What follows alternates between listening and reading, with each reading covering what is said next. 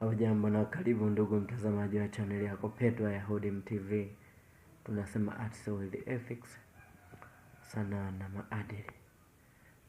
Upo nami katika kuichambua vita ya Marekani dhidi ya Iran, ambapo Marekani ameungana na Israeli kupambana na Iran, lakini mambo bado ni moto, vita ni ngumu, na bado tunashuhudia mambo makubwa ambayo hatukutarajia kama Irani anaweza kufanya hivi.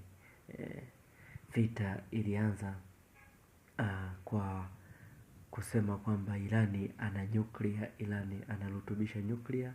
Hivyo Marekani na Israeli walivamia Irani na kushambulia maeneo yale ya urutubishaji wa nyuklia, na wakajigamba kwamba kwa kutumia ndege za Marekani za two split bomber waliharibu vinu vya nyuklia, na hakuna nyuklia ambayo itakuwa inaendelea kurutubishwa pale Irani. Lakini kumbe uhalisia haukuwa hivyo. Tukaendelea Irani maeneo yake yakiwa salama, na ikumbukwe yale maeneo yako chini ya miamba migumu sana, ambapo yale mabomu ya Marekani yalishindwa kufikia zile sehemu za urutubishaji wa nyuklia. Hivyo Marekani waliona wamedunda mwamba, ikabidi waje kwa gia nyingine. Wakaja kwa gia ya kusema kwamba wanataka kutoa udikteta uliopo pale nchini Irani, na kwamba wananchi wa Irani wanateseka, hivyo wanataka wapeleke demokrasia na waondoe mateso kwa wananchi wa Irani, na wananchi wa Irani wafurahie maisha kama nchi zingine. Na hiyo ikawa ni uongo, kwa sababu waliamini kwamba wakimuua Ayatollah Said Ali Khamenei kwamba nchi ya Irani itavurugika na uongozi mpya utakuja, na waliita regime change. Wakafanya hivyo kwa kuvizia mashambulizi ya kuvizia kushtukiza, wakamuua Ayatollah Said Khamenei, na hicho kifo cha Ayatollah Ali Said Khamenei hakikubadilisha chochote kwenye vita, na IRGC wakabaki na msimamo mkali, na utawala ule wa Kiislamu pale nchini Iran haukubadilika, na vita ikawa ndo imeanza upya.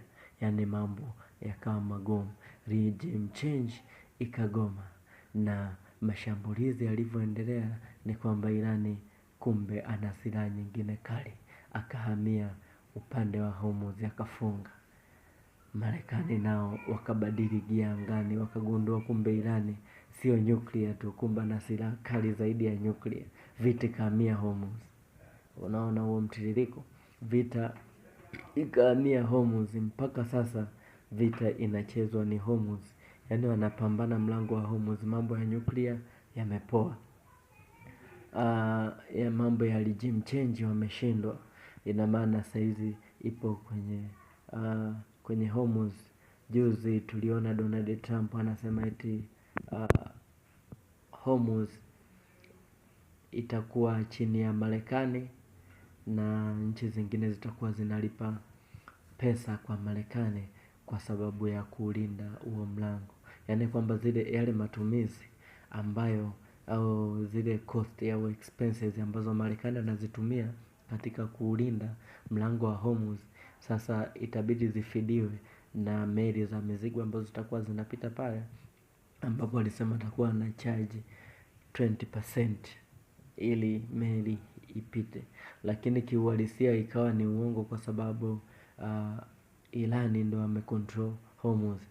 Yeye Trump anajigamba kwenye midomo, anajigamba mtandaoni, anajigamba kwenye media, lakini in the ground inakuwa ni tofauti. Ndo maana hakuna meli ambayo inapita pale bila ruhusa bila ruhusa ya Iran. Yani anayeruhusu meli ipite au isipite ni Iran. Naye Marekani ameendelea kuweka shinikizo ili mambo yake yafanikishe, lakini amegonga mwamba. Amegonga mwamba. Irani ni nchi ambayo ina uimara na wananchi wake wamekuwa na umoja mkubwa sana. Nchi ile isingekuwa imejengwa katika misingi imara, basi ingekuwa ishavurugika na Israeli na Marekani wangekuwa wamefanikiwa swala lao, lakini imekuwa sivyo na imeenda tofauti kwa sababu Irani imejengwa katika misingi imara na wanajitambua, wanajielewa, wanakabiliana nao. Licha ya kuwekewa vikwazo vya kutosha, hela yao kushuka thamani, lakini bado wanapambana na wanakomaa na wako kitu kimoja. Asante. Endelea kukaa nami, subscribe channel ya Hodim TV ili kusapoti hizi harakati za usawa na taarifa zilizonyooka kutoka katika maeneo tofauti tofauti ya dunia na katika mwelekeo wa multipolar world. Zamani kulikuwa na unipolar world, yani kwamba dunia inaendeshwa na mbabe mmoja, kwamba nchi moja ndo inatawala dunia ambayo ilikuwa ni Marekani, lakini kwa sasa imekuwa sivyo. Kuna China, kuna Urusi, kuna Irani pale, na tunataka na sisi huku Afrika siku moja na sisi tujiamulie vitu vyetu. Ndo hicho kitu ambacho kinapiganiwa na wakina Putin, ndo kitu ambacho kinapiganiwa na Irani, ndo kitu ambacho kinapiganiwa na Korea Kaskazini. Yani kila nchi ijiamulie cha kufanya, sio kwamba ipangiwe cha kufanywa na mtu mmoja. Asante.